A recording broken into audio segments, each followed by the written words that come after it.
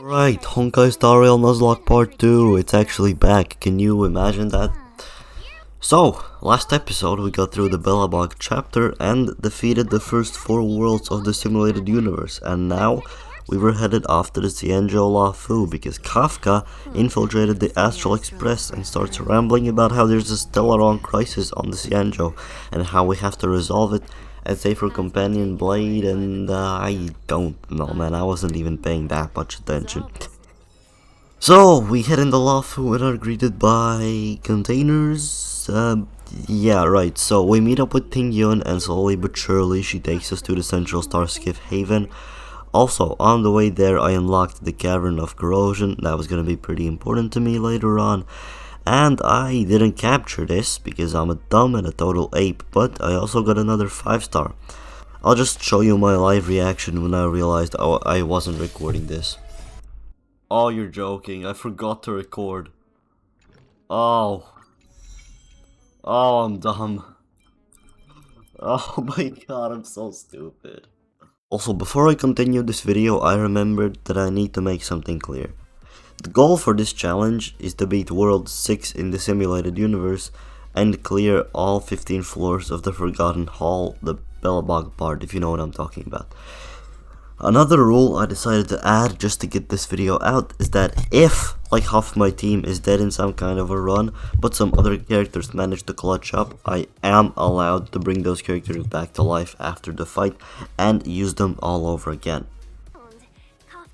So, after that, we're met with Yukong and Jing Yuan that send us out on a wild goose chase after Kafka. Luckily, we're given our homie Deeting to help us out, making this super easy.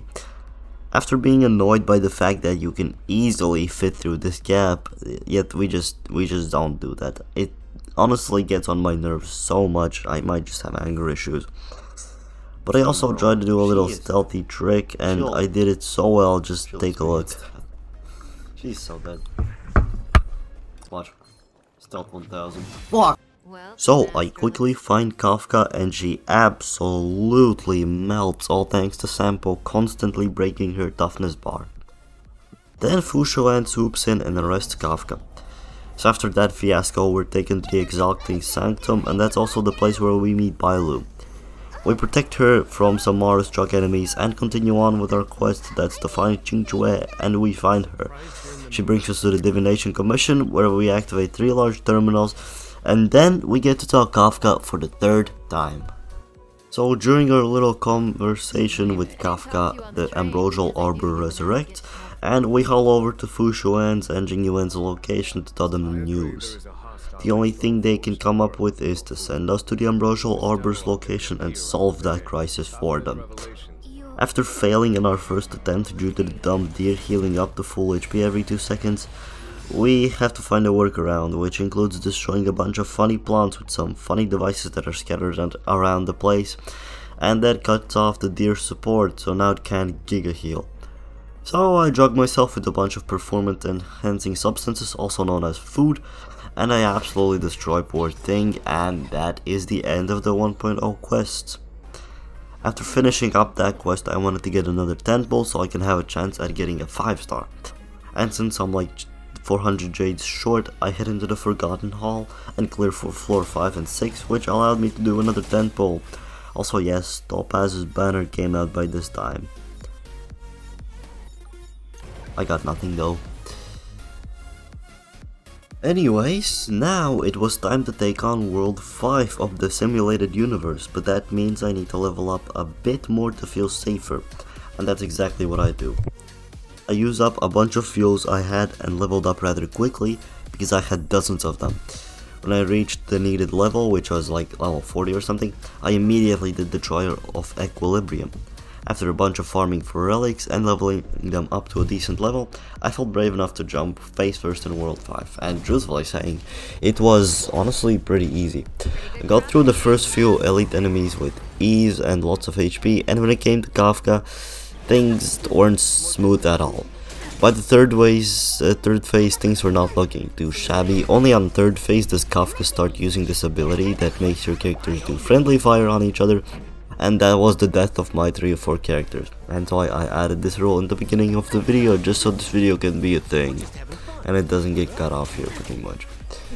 But like an absolute Giga Chad, Lynx manages to survive through all of this crap, and Kafka does end up dying to a DOT, and that is the end of World 5. As for World 6, although I should have taken a lot more careful, and I mean I should have been a lot more careful, I should have taken the warning from World 5 that if World 6 was gonna be an absolute nightmare. Did I listen? No. So, I jumped in World 6 and chose the Path of Hunt, and I just sent it. I went for it. I said fuck it. The first elite enemy was rather easy, and I got through it quickly. Along the way, I collected 6 Hunt blessings and unlocked the blessing formation. And with that, I headed in the second elite fight, which I got very lucky with. It's this frozen big robot guy dude that's weak to both fire and lightning. And as you can see, I have Asta and Serval both on my team, so he really just never got his turn. Now it was time for the big deal, the boss fight of this world, which was Cocolia. And honestly speaking, she was an absolute pain in the ass. Although I got through the first phase beautifully, when the second one came, so did the game ender came. It was Branya. And not only did she hit hard as a truck, especially with her single target hit where she charges up her gun and shoots it at the character, she can also buff Cocolia by cleansing every debuff she has on her and also providing her with a damage boost.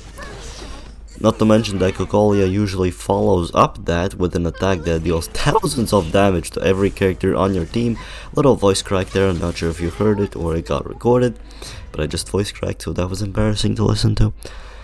But by repeating this cycle, my entire team had died, meaning that it was the end of this team. By this point, I really didn't know what to do. My healers were both dead, so I was feeling kind of hopeless and wanting to throw a tantrum. I quit the game and didn't touch the account since. So as for the outro, I have to ask you as the viewer a question. Do you give me another chance and bring back a healer so I can try again? Or do we end this series here and we move on to the future and the other great videos I've thought of? Please do let me know in the comments, I'll really appreciate it. But I'm not gonna keep you here for any longer. I hope you enjoyed this video, and I'll see you in the next one. Bye bye!